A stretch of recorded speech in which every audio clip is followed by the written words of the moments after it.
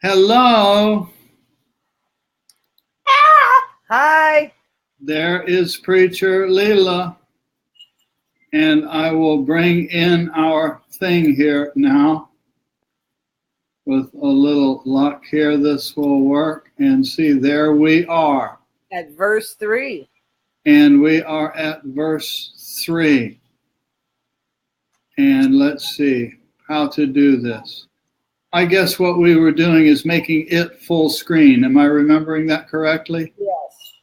Yeah, all right. So you ready to go? You have any words of wisdom, Preacher Leela, as we get started here? You know, where it's all at is the silence at the end of Om. It's all at the silence at the end of the Om, huh? Yep. All righty. Well, then I'll pull this up and we can start our journey here.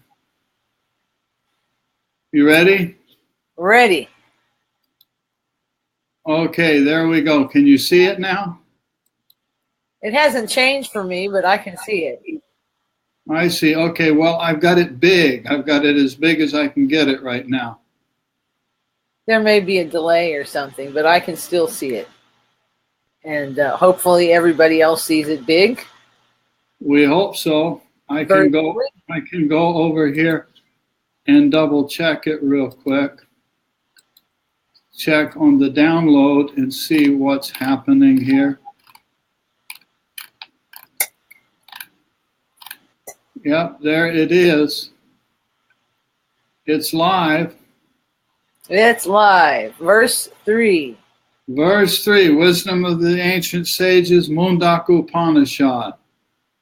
When the aspirant realizes Purusha, the consciousness that is self-effulgent, the true force behind all actions, the Lord and the source of knowledge, then such a wise teacher washes off the samskaras of all virtuous and non-virtuous deeds, becomes pure, and attains the highest state of equanimity. And there's a John Leonardo saying hi. Hi, John. Thank you for typing that. Then we know that we're actually there.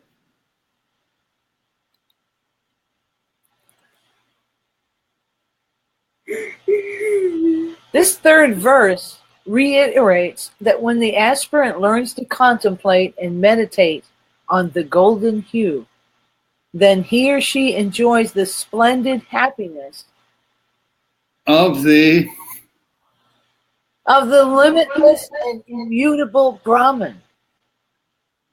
Freedom. And there's a hi everyone from Scott. And Roseanne is here. She's coming in right on that freedom.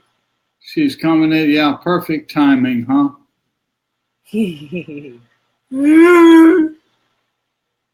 Freedom from duality means the unification of the individual soul with Brahman.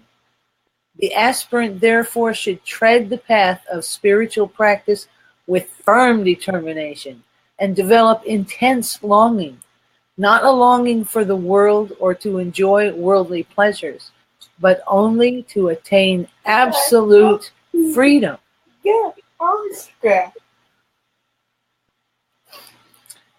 He can accomplish such a task in this lifetime. Hail to the teachings of the Upanishads, which have the power to convert an impotent one into a valiant one. Such a great one knows how to live in the world and remains eternally delighted by enjoying the immortal fruits of renouncing worldly pleasures. And there's a hello from Nilesh. And there's a hi to Kayla. Ah, see, Roseanne says hi. It's very funny. Marty is cooking dinner, and she was telling him to go out and cook dinner. Uh-huh. We're in here doing Swami. Hi, Leela from Roseanne. Hi, Ro. And here's someone, Preacher, from the crowd saying, "That's right." That's right, Raj. And here's another one knows how to live in the world and remains eternally delighted by enjoying the immortal fruits of renouncing worldly pleasures. Knowing the truth that it is prana that shines through all living beings, a realized yogi takes no interest in pedantic discussions and debates. Rather, he delights in Atman, enjoys his meditation, and is considered to be the highest of the knowers of Brahma. In this verse, the word prana has been used for the first unit of life, which is an eternal wave that has arisen from the ocean of bliss. There's another high for tequila. Hi, Taylor. Everybody can hear you.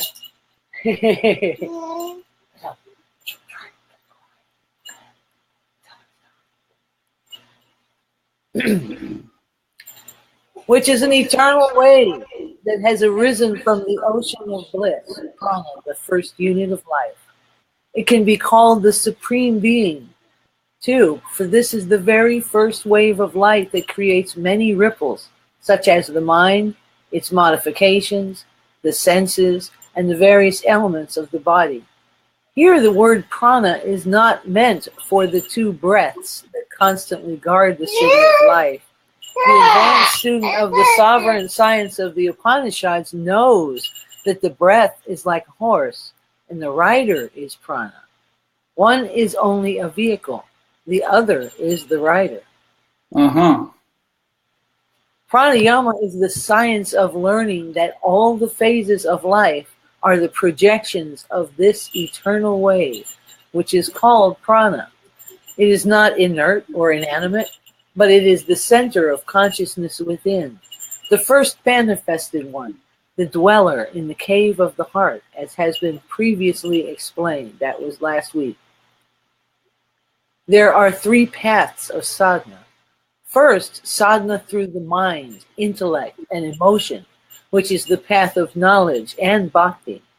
Second, sadhana through brahmacharya, which means austerity and control of the senses through celibacy, or walking in Brahman consciousness all the time. And third, the path of vayu, which does not merely mean breathing exercises. These exercises help to regulate the motion of the lungs and keep the body healthy. By regulating the motion of the lungs, the body becomes a fit instrument for sadhana and not an obstacle on the path of self-realization. All breathing exercises are valid, but the advanced students know that the first unit of life is really called prana. Because of its support, the mind functions intelligently, brilliantly, and the senses have the power to see, hear, taste, touch, and smell. Therefore, the light that shines forth comes from the origin, prana. This light is the light of brilliance and intelligence. This resides within the human body. How about that? How about that? That light. Pretty cool stuff. This Atman can be experienced. It says right there, it can be experienced. Right there in the text. Yep. This Atman can be experienced through constant practice of truth, tapas, right knowledge, and brahmacharya. Yogis devoid of all impurities see this self-illumined bright light within this very body. This very body. This verse hands over to the advanced student who has determined to tread the path of light the keys of the keyless gates of the kingdom of God. The kingdom of God lies within. We have already explained that to reach the last gate requires sincere effort and cultivation of truthfulness, austerity, right knowledge, and continence. These practices purify the way of the soul, and then the resplendent light of Atman dawns. That's really beautiful, isn't it? Poetic verse, imagining that Indeed. light of Atman dawning. Repeatedly, the Upanishadic verses remind the aspirant to follow the path of contemplation and meditation. The seer of Upanishadic wisdom has already explained many times that the Supreme Self resides within the heart of all beings and at the same time dwells in the universe. Knowledge dwells in the universe, but to reside in the inner chamber is different, a practical and direct way of knowing the truth, which is hinted at. There are several guidelines to follow if you want to learn how to meditate. First, you need to set a time for meditation and contemplation, and during that time, you should not be disturbed in any way. Second, a quiet and calm corner of the house is needed for meditation. Third, the issues of time, place, and posture play important roles in the path of meditation. When you pose for meditation, you should learn to sit in an erect position, keeping the head, neck, and trunk in a straight line without tension. One should physically relax his body and still it. When the body is stilled, a joy of a minor degree is experienced. Breathing exercises help you attain serenity of breath. To create serenity of breath, there should not be any noise, jerkiness, or shallowness. The stillness of breath can be attained with simple effort after one learns to practice diaphragmatic breathing. Well, thank you, Scott. It's good to be here, and it's a good thing to do, and I really get a lot out of doing it. I like it. So, other exercises, such as channel purification, internal and external retention, practiced under the guidance of a competent teacher, also become helpful in attaining serenity in the breath. Then the aspirant learns how to deal with the thoughts coming forward from the storehouse of merits and demerits, known as the unconscious mind. And that's really important. Otherwise, we get overwhelmed. Indeed. The aspirant is instructed to become the witness and not get involved in analyzing or identifying himself with the pleasantness or unpleasantness of the thoughts. Eventually, a time comes when the aspirant starts to enjoy the delight of being a seer. And then the mind and its thoughts and feelings do not disturb him. How about that? How about that? And it goes, and it's no disturbance, no matter what it is. No matter what it is. Such a state of mind leads the student to experience silence. This is a living silence. By experience this silence, the aspirant is immensely benefited, both physically and mentally. Meditation heals both body and mind.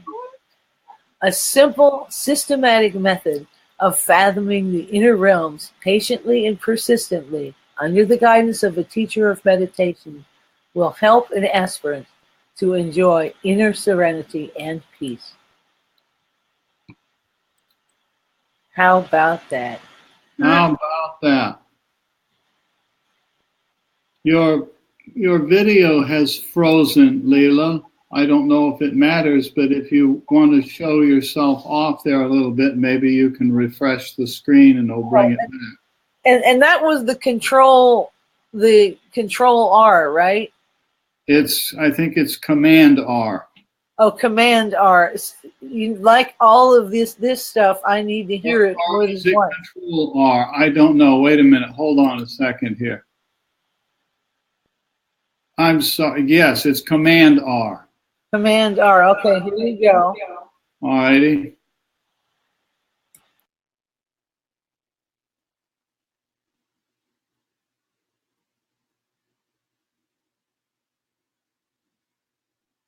Huh. She disappeared. Oh, there she is. Okay, I'll bring her back. She's moving again. 2, 1. Boom, there she is. There we go. The video is back. How about that? Yeah, there. See, now I put you on there, and there you are. Move your mouth. Hi, y'all. Wave your hand there. See, there she is. Okie dokie.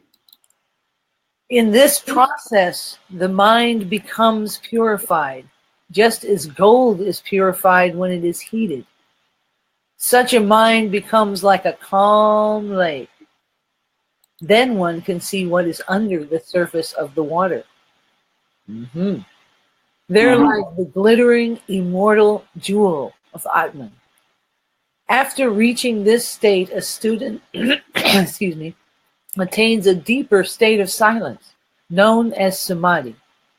It is according to this practice that the habits of the body and mind, which are conditioned by time, are dropped. Then consciousness is expanded, and the same consciousness remains all the time. How about that? That's pretty cool, huh? Upanishadic prayers and contemplation of the Mahavakyas, the great sayings, deepen the inner awareness of the aspirant. Therefore, prayer and contemplation are auxiliary to meditation. Meditation comes first, eh? Yeah. The aspirant should not stop practicing this inward method and should not become involved in the so-called siddhis or supernatural experiences which he may have while treading the path of spirituality. Not all miracles remain miracles once you understand them. And that just cracks me up, because there was, where I was playing over the weekend, there was a fellow there who was 6'3", and I'm 5'3".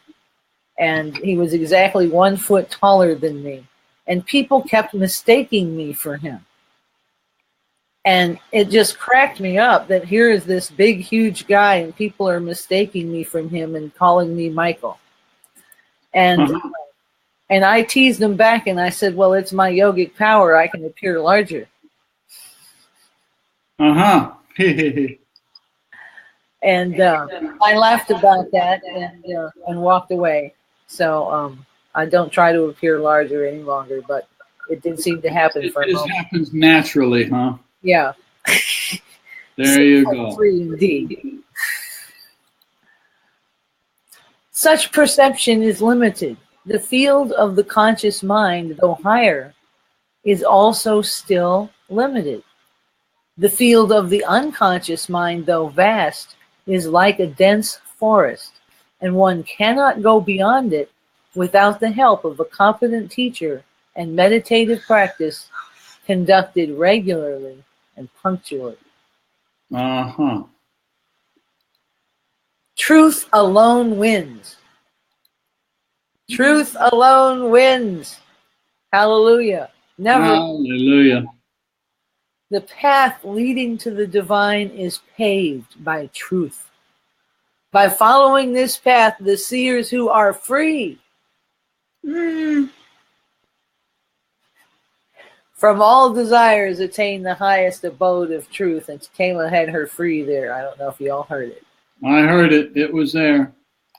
The first line of this verse is often quoted by speakers and writers for their own convenience. But if someone practices truth with mind, action, and speech, he or she becomes victorious.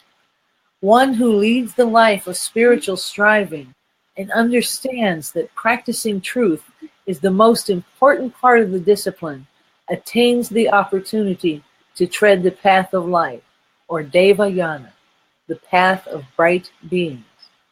Such aspirants attain liberation after casting off their bodies. The 18th mantra of the Upanishad explains the path of light. To learn to practice capital T truth, it is important to learn to bring principles into practice. One should first learn not to lie. Not lying means not to speak words or sentences that do not relate exactly to the world of objects. By practicing not to lie, one speaks truth. By applying the principle of speaking truth means do not lie. When the student learns to use the principles laid down by the Upanishads in his practical life, then the whole structure of the verse changes. Therefore, non-lying leads one to truth. This verse also hints at the way a student should learn to direct his or her speech. Practicing truthfulness with mind, action, and speech is a complete practice. Then, the student learns to refrain from doing what is not to be done. He learns what is not to be thought and does not speak that which is not to be spoken. By not speaking, thinking, or doing what is wrong, one starts thinking, speaking, and doing what is right. Pretty simple, isn't it? Sounds right. Therefore, all the rules and injunctions declared in the scriptures are practiced this way. It is important to be aware of principles and practices, or that principles and practices are two different things. Aspirants who are free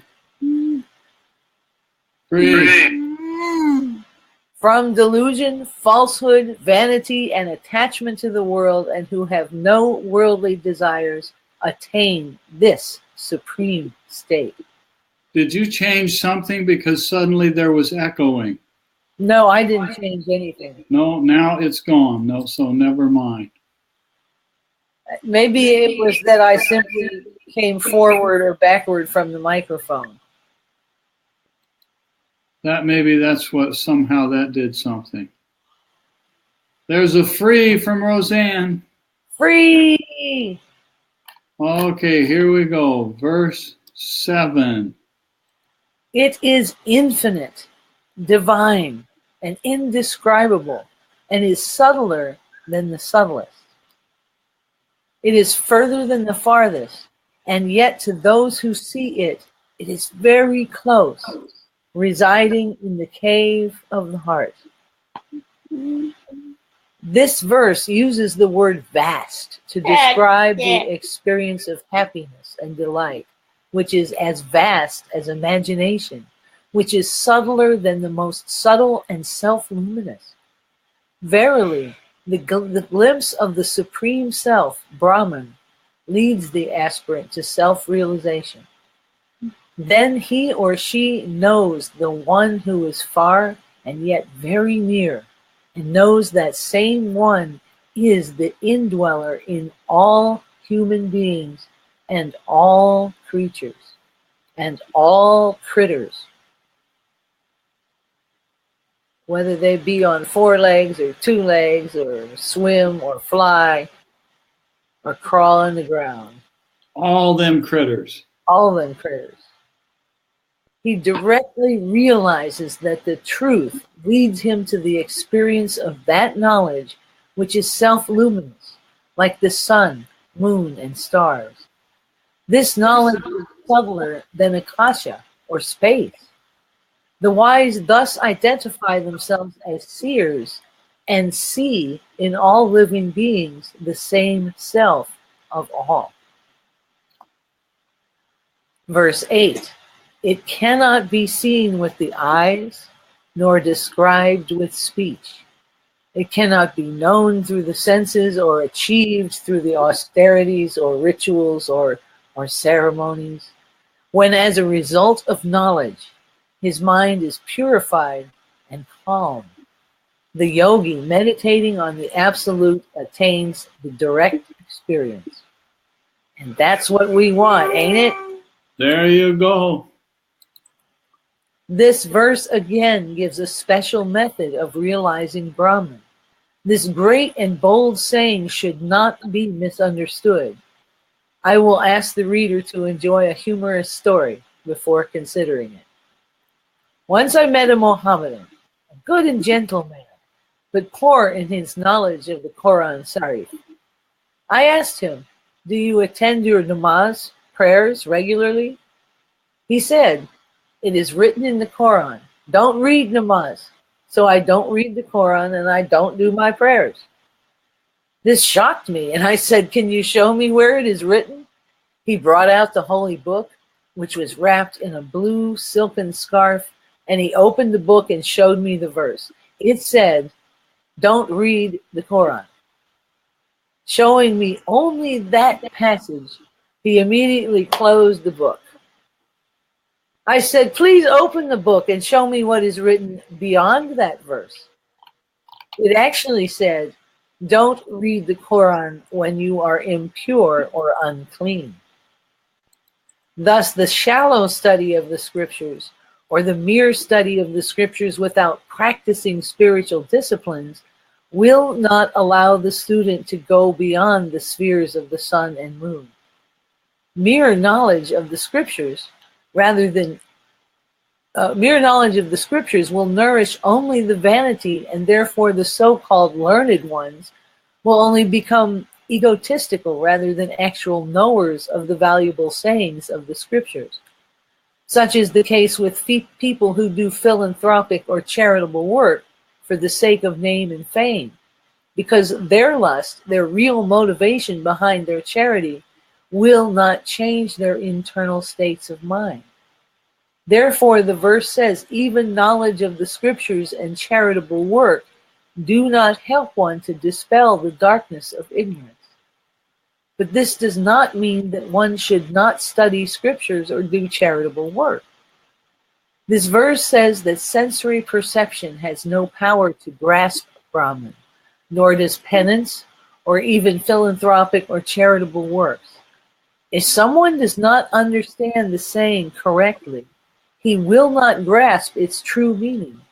It means that those vain and proud people who consider themselves well-versed in the sayings of the Upanishad cannot realize Brahman. Those who do not have inner strength and awareness of Atman, or those whose intellect is sharpened but trained in understanding only the external world alone, can never attain the kingdom of Brahman. Even the best of actions, such as doing charitable works, will not satisfy the inner longing if such actions are done for name and fame or to satisfy one's own egotistical whims. Therefore, the verse explains that the mere knowledge of the scriptures and charitable deeds performed in the world have no power to lead the aspirant on the path of spirituality. Buddhi is the finest of all modifications of our internal state. It is indeed a great instrument of knowledge. By virtue of its own nature, it is pure. If we do not throw pebbles in a lake, the water of the lake remains calm, and then one can easily see what is at the bottom of the lake. But if one goes on throwing pebbles into the lake, then the ripples arising in the lake will obstruct the aspirant from being able to see what is at the bottom. The lake of mind is polluted by selfish desires and attachments to the world. Thus, Buddhi is not aware of Brahman. However, when pebbles are not thrown into the lake of mind, when many desires, thoughts, feelings, and inclinations do not create ripples in the lake of mind, then it remains calm and serene.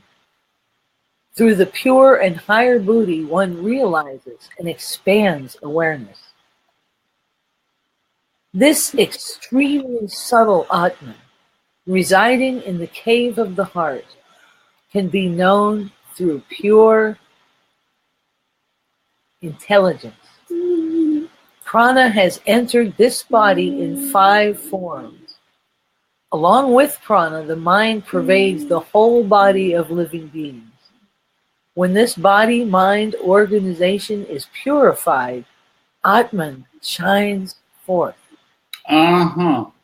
So it's in there, it's not really in there, it's everywhere, but it's not shining most of the time. Clouded over, as it were. Yeah. I can't quite get that first sentence. Yeah, the method of self-purification, thank you, especially purification of Buddhi, is explained here. In the previous verse, we briefly described a systematic method of meditation, and mentioned the necessity of contemplation and prayer. But in this verse, the meaning is somewhat different. The path of pure intellect means the path of jhana. This word is exploited by modern teachers. They do what they want, and they teach without direct experience, calling themselves jhanis. The path of jhana is like walking on the razor's edge. It is possible only when an aspirant purifies the higher buddhi. Higher buddhi has inherent qualities of perfectness and exactness in knowing what is right or wrong, what is permanent or impermanent, mortal or immortal. It knows how to make decisions on time, as well as how to judge the objects of the world without identifying with them. There's a key, isn't it? Mm-hmm. When the intellect is purified by listening to the sayings of the great scriptures and then pondering and contemplating the gist of those sayings, it leads the aspirant of this path to the state of sakshatkara, which means seeing truth face to face. The Atman is realized within the human body and is discriminated from the first unit of the life force and its vehicles, which are many, although in this scripture only 5 are mentioned. On the path of jhana yoga, buddhi, which is the finest instrument of knowledge, is purified directly. The purification practices consist of methods of consciously withdrawing buddhi from the sense perceptions and conceptualizations of manas, with which it is interwoven in every human being. It's all mixed up in there. It's like separating eggs, maybe. Most aspirants of this path think that jhana yoga allows one to do, speak, or act in any way they want. This is not true. The purification exercises for the higher buddhi are very subtle, and only a fortunate few can tread this path and attain success. A person with a purified mind can attain any plane of existence or any object of desire. Therefore, anyone desiring to be prosperous should honor and serve the knower of Atman. The 10th verse provides a very subtle insight for all aspirants who are treading the path of self-realization, whether it is a path of selfless action, love, and devotion, Raja Yoga, or Jnana Yoga. In all these paths, the purification of internal states is essential. Purification of the desires is very important. Whatever object the aspirant fixes his mind and heart upon, whatever becomes the object of meditation, the aspirant attains those words or objects. Many students do japa, but during the time they are doing japa, their mind continuously broods on the forms of the objects of the world. When that occurs, the japa becomes mere recitation. Therefore, Patanjali, the codifier of yoga science, says, Tad japas tadartha bhavana. The japa practice is complete in itself, provided it is done with knowledge and with full devotion. Then real japa begins. When japa becomes a japa, when all the modifications of the mind are purified, and when the totality of the mind is unified and becomes one-pointed, then japa goes on unconsciously all the time, even during sleep. Those who have studied Chaitanya Mahaprabhu's literature will know that even during sleep, he used to inhale and exhale his mantra, and anybody seated in that room could clearly hear his mantra constantly recited with every breath of his life. When the aspirant breathes mantra, eats mantra, sleeps mantra, and walks mantra, then such a practice leads him to the highest and direct experience of the self-luminous Atma. All the time. This verse describes the fact that such a great sage's presence will bless anyone and everyone, and that his darshan will lead the people of the world toward prosperity. Hail to those self-realized beings. Let us pay homage to those great ones. Here ends the first canto of chapter 3. Hail and homage to those great ones. So what do you think, preacher? You want to pause here and pick this up fresh next time? That would be a possibility unless everybody wants to continue on. I'm okay either way. Anybody have an opinion? Small chunks are kind of nice. Well, and I also did just get back from a weekend away. Yeah, you've had a busy time.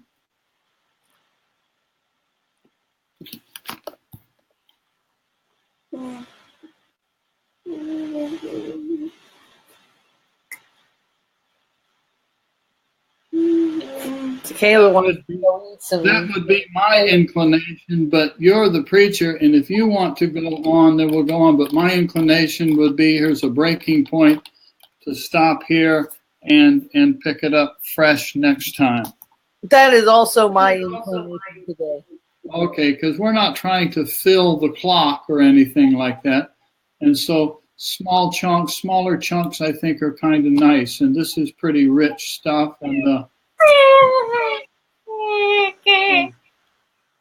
if it's okay with everybody, Scott says, I appreciate the small chunks because this stuff is so rich. It really is.